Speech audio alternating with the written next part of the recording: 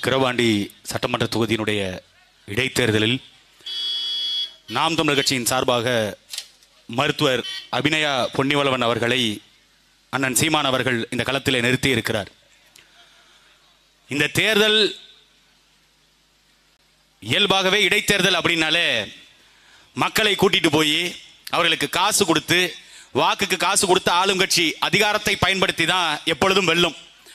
ஆனால் இந்த முறை இடைத்தேர்தல் அப்படின்னு வந்த உடனே நிறைய பேருக்கு ஒரு சின்ன சந்தேகம் இருந்துச்சு, யாரை வேட்பாளராக நிறுத்துவாங்க. ஏன்னா விழுப்புரம் மாவட்டம் அப்படிங்கிறது ஒட்டுமொத்தமாக ஐயா பொன்முடியினுடைய கோட்டைன்னு சொல்லுவாங்க. அப்படி இந்த விழுப்புரம் மாவட்டத்துக்கு பக்கத்தில் இருக்கிற இந்த விக்கிரவாண்டியில ஏற்கனவே இருந்த அண்ணன் புகழேந்தி அவர்கள் ஐயா பொன்முடிக்கு வலதுகரம் போல செயல்பட்டவர். அப்படி இருக்கும்பொழுது இந்த முறை தேர்தலில் ஐயா கௌதம் சிகாமணியை நிறுத்திடுவாங்க அப்படின்னு எல்லாரும் எதிர்பார்த்தாங்க. நாங்களும் அப்படித்தான் எதிர்பார்த்தோம். ஒருவேளை கௌதம் சிகாமணி தான் அறிவிக்க போறாங்க போல இருக்குன்னு. ஆனா அண்ணன் கௌதம் சிகாமணி அவர்களை அறிவிக்கல. காரணம் என்னன்னு திமுகவில் இருக்கிற நெருங்கிய நண்பர்கள்ட்ட கேட்டா, இந்த தொகுதியில யார் இருந்தாலும் செத்து போயிடுறாங்க, அதனால கௌதம் சிகாமணி வேண்டாம், எங்க பொன்முடியினுடைய மகன் அவரு, அதனால அவர் உயிரோட இருக்கணுங்கிறதுக்காக இந்த தடவை கௌதம் சிகாமணிக்கு சீட்டு இல்லைன்னு சொல்லியிருக்காங்களாம். ஐ திங்க் கௌதம் சிகாமணி என்ன கேட்டிருக்காரு, நான் நிக்கிறேன்னு.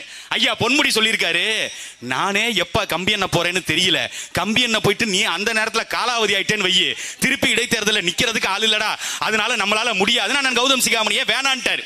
இப்ப அன்னியூர் சிவா அவர்களை நிப்பாட்டிருக்காங்க. அண்ணன் ரொம்ப நல்லவர், தங்கமான மனுஷன், இந்த ஊருக்கு நிறைய நல்லது செய்வாரு, எல்லாம் சரி. ஆனா இருக்கிற இடம் ஒரு கேடுகட்ட இடம். திமுகங்கிற கட்சி ஒரு கேடுகட்ட கட்சி. அந்த கட்சியில இருந்து எப்படி நல்லது செய்ய முடியும்? ஐயா ஸ்டாலின் அவருக்கு தெரியுமா இங்க இருக்கிற பிரச்சனை குறித்து? இதுவரை இந்த தொகுதிக்கு, விக்கிரவாண்டி சட்டமன்ற தொகுதிக்கு இந்த 3 ஆண்டு காலத்தில் இவர்கள் செய்த ஏதாவது ஒரு நன்மை இருக்கா? எதுவும் செய்யல. ஆனா வந்தா திருப்பி செய்வோம். எப்படி செய்வாங்க பாக்குறோம், நாங்களும் தெரு முழுக்க பாக்குறோம். மக்கள் எல்லாத்தையும் கூட்டி கொண்டு போய் அடைச்சு பட்டி மாடல் அதை அறிமுகப்படுத்தினது யார் தெரியுமில? எங்க அண்ணன் 10 ரூபா பாலாஜி. இப்ப புழல் சிறையில் உட்காந்து கம்பி பண்ணிட்டு இருக்காருல, அவர் அறிமுகப்படுத்தினார். ஈரோடு கிழக்குல முதல்ல எல்லா மக்களையும் கொண்டு போய் ஒரு பட்டியல அடைச்சு வச்சு அங்கே உட்கார வச்சு வீட்டுல இருந்தா தானே ஓட்டு கேட்க வருவேன் அப்படின்னு. ஆனா நம்ம வேட்பாளர் அபிநயா டாக்டர் அவங்க என்ன தெரியுமா பண்றாங்க, நீ எங்க குடி போய் வச்சிருக்கியோ நான் அங்க வந்து ஓட்டு கேட்கிறேன் அப்படின்னு மக்களை அந்த களத்துல போய் செய்யறாங்க. அதுக்கு பயந்துகிட்டு சண்டை போடுறாங்க, அப்படி ஆர்ப்பரிக்கிறாங்க, கோவப்படுறாங்க திமுகவினர். என்ன நீங்க நாங்க ஓட்டு கேட்கறதுக்கு ஆளை கூட்டு வந்து வச்சிருக்கிறோம், இங்க வந்து நீங்க ஓட்டு கேட்கறீங்க. அந்த மக்களுக்கும் உணர்வு இருக்குடா. அந்த மக்களும் இந்த மண்ணில் பிறந்தவர்கள் தான், தமிழ் குடியில் பிறந்தவங்க, தமிழ் நிலத்துல இத்தனை ஆண்டு காலம் வாழ்ந்தவங்க.